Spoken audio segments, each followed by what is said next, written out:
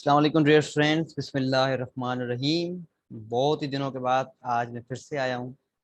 आज हम बात करेंगे section 11 of financial institutions recovery of finances ordinance 2001। याद रहे इसका एक्ट भी जो है वो आ चुका है 2016 जिसका ईयर है। इस एक्ट के अंदर बहुत सी मतलब सेम ही चीजें हैं, बिल्कुल वही जो कि ऑर्डिनेंस में, मगर there are some amendments made, inserted and substituted there. मतलब सिंपल अमेंडमेंट्स जो है वो उसके अंदर हुई हैं, मगर सेक्शन 11 में जो हम बात करेंगे वो उसके अंदर अमेंडमेंट सारे इंक्लूडेड हैं। ठीक है, तो बढ़ते हैं आगे। सेक्शन 11 किस चीज के बारे में बात करता है? देखें, सेक्शन 11 की तरफ जाने से पहले we have to discuss about leave to defend section 10। Section 10 इससे पहले जो है वो लीव टू डिफेंड के बारे में बात करता है। मतलब अगर कोई प्लेंटिफ जो है, प्लेंटिफ फॉर एग्जांपल कोई बैंक है, वो प्लेंटिफ है, वो केस फाइल करती है। कहाँ फाइल करेगी? बैंकिंग कोर्ट में। अब जब केस फाइल करेगी किसी भी कस्टमर के अगेंस्ट, तो कस्टमर को क्या करना होगा? डिफेंड, दैट्स बात है, डिफेंड करना होगा, रिटन स्टेटमेंट जमा करानी होगी, मगर उससे पहले ही has to file the leave to defend की एप्लीकेशन देनी होगी अंडर सेक्शन 10। और बैंकिंग कोर्ट जब उसको मतलब अप्रूव कर देगी और उसको अलो करेगी कि now you have to what you can say defend your case, तो फिर जो है कस्टमर आके डिफेंड करेगा। तो ये सेक्शन 10 का सिंपल ओवरव्यू। बहुत सी चीजें सेक्शन 10 में, मगर उतना डीप में नहीं जाते। बढ़ते सेक्शन 11 की तरफ। Interim degree. इंटरिम मतलब टेम्पररी, डिग्री का मतलब होता है कोई फैसला जो कि किसी के फेवर में हो। तो इंटरिम डिग्री मतलब a decision which is temporary. ठीक है। अब सबसेक्शन 1 सबसेक्शन 1 जो है वो किस चीज के बारे में बात करता है? बस थोड़ा मैं आपको थोड़ा रीडिंग करके बताता हूँ। If the banking court on consideration, इसको छोड़े, यहाँ से पढ़े। If the banking court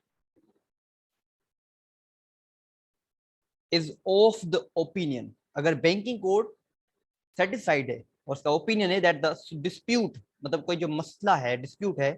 dispute किसके दरमियान है वो मैं आपको बता दूं। फाइनेंशियल इंस्टीट्यूशन और एक कस्टमर के दरमियान एक डिस्प्यूट अराइज हुआ है। डिस्प्यूट किस किस्म को हो सकता है भाई? फाइनेंशियल इंस्टीट्यूशन कह रहा है कि भाई मैंने जो है वो 1 लाख रुपीज जो है वो लोन दिया है। किसको? कस्टमर को, डिफेंडेंट को। फॉर एग्जाम्पल डिफेंडेंट कस्टमर का नाम है वक्कास।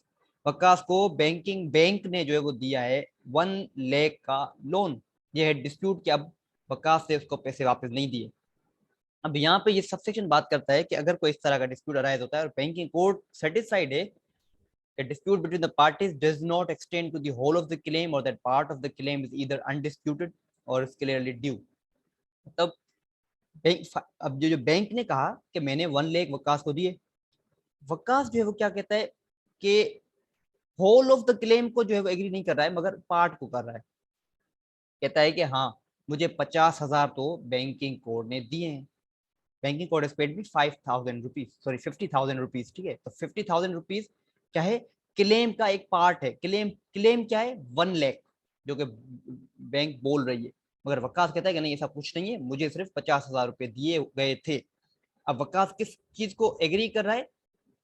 50,000 रुपीज को। अब जो वो 50,000 है, this is called undisputed claim. मतलब अब उस पर डिस्प्यूट तो रहा ही नहीं। डिस्प्यूट तब होता जब वकास एग्री ना करता। अब अगर वो एग्री एग्री कर रहा है कि उसको 50,000 दिए गए हैं, तो इसका मतलब अब वो अनडिस्प्यूटेड है और वकास 50,000 देगा। ठीक है भाई। और क्लियरली ड्यू, क्लियरली ड्यू क्या हुआ? वो पार्ट जो है क्लियरली ड्यू हो गया।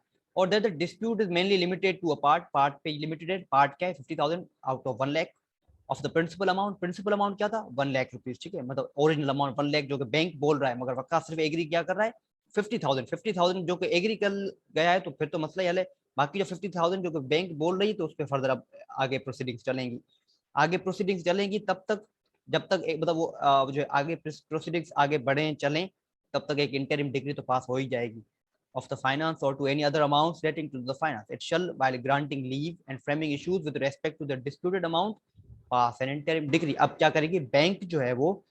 it shall means bank shall pass an interim decree. interim मतलब एक आरजी डिग्री को पास कर देगी in respect of that part of the claim. कौन से part of the claim? 50,000 रुपए, which relates to the principal amount. principal amount क्या था? 1 लाख, सॉरी 1 लाख। 1 लाख जो प्रिंसिपल अमाउंट था। पार्ट क्या है? 50,000 जो कि वकास एग्री कर रहा है। अब वो जो है वकास को देने होंगे। At which appears to be payable by the defendant to the plaintiff. Simple इसका मकसद ये हुआ कि पार्ट जो है वो जिसपे वकास ने एग्री कर दिया, अब वो एक अनडिस्प्यूटेड अमाउंट हो गया है, अनडिस्प्यूटेड क्लेम है। और जो है बैंकिंग कोर्ट जो है फिर एक इंटरिम डिग्री पास कर देगी कि जिस अमाउंट पर एग्री किया गया है जो कि 50,000 है, अब वो जमा कराए जाएं डिफेंडेंट की तरफ से टू द प्लेंटिफ। प्लेंटिफ कौन है? बैंक। मगर यहाँ पर डायरेक्टली वो पैसे बैंक को नहीं मिलेंगे, पहले वो कोर्ट में आकर जमा होंगे, जो कि अभी क्योंकि इंटरिम डिक्री है, इंटरिम डिक्री के बाद होगा फाइनल डिक्री की सिचुएशन होती है, मतलब फाइनल डिक्री उसके बाद पास होगी, दैट्स बात। सबसेक्शन 2 बात ये करता है कि जो ऑर्डर पास हुआ, इंटरिम डिक्री जो पास हुई, अब उसको इसी तरह माना जाएगा कि वो इस ऑर्डिनेंस के तहत पास हो गई है, ठीक है। और फर्दर ये बात करता है कि जो भी अमाउंट इंटरिम डिक्री में दिया गया था, रिकवर किया गया था, कवर किया गया था वकास की तरफ से, मतलब 50,000 रुपए थे ना, वो दिए गए थे। अब जब फाइनल डिक्री आएगी, फाइनल फाइनल डिसीजन जो आएगा, तो उस वक्त अब ये 50,000 जो है वो एडजस्ट किए जाएंगे। किसके अगेंस्ट? वो टोटल जो अमाउंट है। For example financial institute, sorry bank जो था, जो कि फाइनेंशियल इंस्टीट्यूशन है, वो बैंक ने कहा था 1 लाख रुपीज, वकाफ ने कहा नहीं 50,000 मुझे मिले हैं। अब जब इंटरिम डिग्री तो उस वक्त पास हुई, वकाफ ने 50,000 रुपए जमा करा दिए।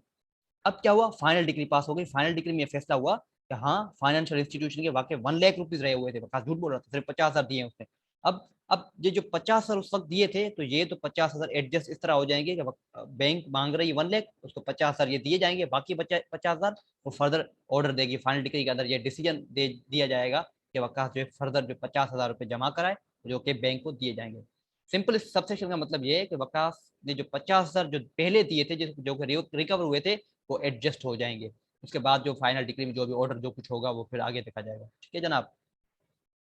अब है प्रोविजो। प्रोविजो ये बात करता है कि बैंकिंग कोर्ट जब भी चाहे, जो कि इंटरिम डिक्री उसने पास की थी ना सबसेक्शन 1 में, उसको किसी भी वक्त वो रिवर्स कर सकती है, चेंज कर सकती है, उसके क्लॉजेज को, फर्दर क्लॉजेज को ऐड कर सकती है, या उसको खत्म भी कर सकती है चाहे तो, मतलब चेंजिंग ला सकती है, अमेंडमेंट ला सकती है। मगर not with standing the pendency of any appeal, ये याद रहे। ये क्या कह रहा है कि अगर कोई अपील उस इंटरिम डिक्री के अगेंस्ट डिफेंडेंट ने या किसी ने पास कर दी, मतलब सॉरी अपील प्रेफर कर दी किसी भी एपेक्स कोर्ट में, एपिलेट कोर्ट में अपील फाइल हो गई है, अपील प्रेफर हो गई है, जब तक वो अपील चलती रहेगी तब तक बैंकिंग कोड इंटरिम डिक्री में कोई भी चीज को चेंज नहीं कर सकती।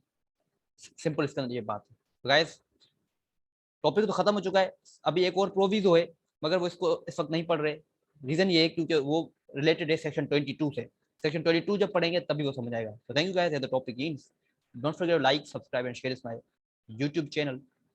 बाकी रही बात, इस सेक्शन में जो चीजें ना समझ में आई हो आप कमेंट में पूछें, या इसके अलावा अगर कोई और सेक्शन फाइनेंशियल इंस्टीट्यूशन जिस ऑर्डिनेंस का आपको नहीं समझ में आता, you may ask, I will make video lecture on that one. Thank you, खुदा हाफिज।